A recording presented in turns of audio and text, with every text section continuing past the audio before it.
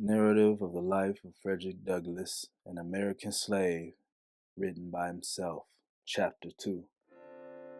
Captain Anthony's family included two sons, Andrew and Richard, one daughter, Lucretia, and Lucretia's husband, Captain Thomas Auld. They all lived in one house on Colonel Lloyd's plantation. Captain Anthony was Colonel Lloyd's superintendent, what might be called the overseer of the overseers. I spent 2 years of childhood on Colonel Lloyd's plantation, about 25 miles north of Easton, Maryland, in Talbot County. Tobacco, corn, and wheat were the plantation's principal products. They were raised in great abundance on each of Colonel Lloyd's farms. Colonel Lloyd was able to keep a ship almost constantly busy carrying them to market in Baltimore. Captain Anthony's son-in-law, Thomas Auld, was the ship's captain. The ship was otherwise manned by 4 slaves, whom the other slaves considered very important and very privileged because it was a great thing to be allowed to travel to Baltimore.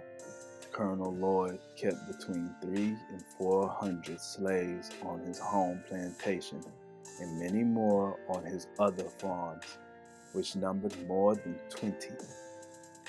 The overseers of all 20-plus farms received instructions and advice from the managers of the home plantation, which was the great place of business and seat of government of all the farms. All disputes were settled there. Any slave who became unmanageable or showed a desire to run away was brought there and, as a warning to other slaves, was severely whipped, sent to Baltimore, and sold to a slave trader. The slaves of all the farms received their monthly food allowance and yearly clothing at the home plantation. The adults received as their monthly allowance 8 pounds of pork, or its equivalent in fish, and 1 bushel of cornmeal. Their yearly clothing consisted of 2 coarse linen shirts, 1 pair of linen trousers, 1 jacket, 1 pair of winter trousers, 1 pair of stockings, and 1 pair of shoes. The whole wardrobe could not have cost more than $7. The children, too young to work in the fields, had neither shoes, stockings, jackets, or trousers. Their clothing consisted of 2 coarse linen shirts per year. When these wore out, they went naked until the next allowance day. The slaves were given no beds, unless 1 coarse blanket counts as a bed, and only the adults had these. This, however, is not considered a great problem. The lack of a bed creates less difficulty for a slave than the lack of time to sleep. For when the day's work in the field is done, most of them have their washing, mending, and cooking to do, as they have few of the tools needed to do any of these chores. Many of their sleeping hours are used preparing for the coming day. When this is done, they drop down side by side, old and young, male and female, married and single, on the cold, damp floor, each covering himself or herself with a miserable blanket. Here they sleep until they are summoned to the field by the sound of the horn. At this sound, all must rise and be off to the field. There must be no delay. Trouble awaits those who do not hear the morning alarm. For if they are not awakened by the sense of hearing, they are by the sense of feeling. Mr. Sevier, the overseer, used to stand by the door of the slave quarters ready to whip anyone who was so unfortunate as not to hear. Mr. Sevier was well named, for he was a cruel man. I have seen him whip a woman, causing her blood to run for half an hour at a time. In the midst of her crying children, added to his cruelty was his dreadful swearing. It was enough to chill the blood to hear him talk. Hardly a sentence escaped him that didn't include some horrid oath. His presence made the workplace a field of blood and blasphemy.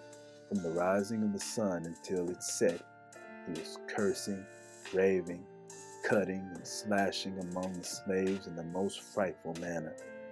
His career was short. He died very soon after I went to Colonel Lloyd's. He died as he lived, uttering bitter curses and horrid oaths. The slaves regarded his death as the act of a merciful God. Mr. Severe's place was filled by a man named Mr. Hopkins.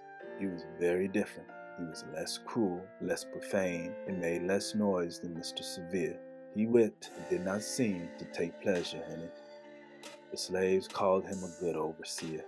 The home plantation of Colonel Lloyd looked like a country village. The mechanical operations of all the farms were performed here, including the shoemaking and mending, blacksmithing, cart riding, weaving, and grain grinding. The slaves called it the Great House Farm, and it was considered a great privilege to be sent to do errands there. Slaves working in the outlying farms would do anything to prove themselves smart and trustworthy, so that their overseers would select them for such tasks and be, by that time, away from the fields and the slave driver's whip. Slaves especially wanted to be selected to go to the Great House Farm to pick up the monthly allowances for themselves and their fellow slaves. While on their way, they would make the forest around them echo with their songs. They would make up the songs as they went along. When I was a slave, I did not understand the deep meaning of these crude, simple songs.